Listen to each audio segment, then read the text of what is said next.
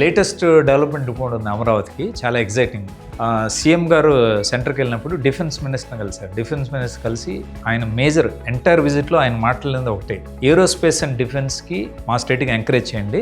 మేము 7,000 ఎకరాలు జగ్గయ్యపేట టు దొనకొండ, ఇది all highway, Hyderabad Vijayawada highway. So ఈ మధ్యలో 6 నుంచి 7,000 ఎకరాలు గవర్నమెంట్ ల్యాండ్ ఉంది.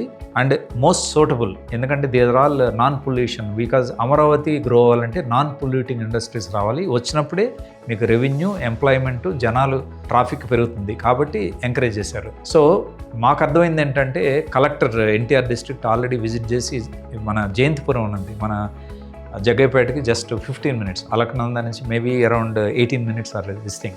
700 acres they are going to notify. అట్లాంటి ఎగ్జాంపుల్స్, అట్లాంటి పాకెట్స్ 6,000 ఎకరాలు ఉన్నాయి. From Jaggayyapeta all the way to Donakonda. మీరు టీవీలో ఎక్కడైనా చూసిన ప్రెస్ కాన్ఫరెన్స్ సీఎం గారి ఉన్నాయి.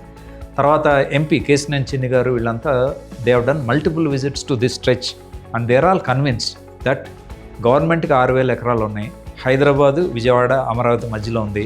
హైవే బేస్డ్ 6 lane హైవే అవ్వబోతుంది. కాబట్టి most suitable, because people should travel effortlessly to anywhere.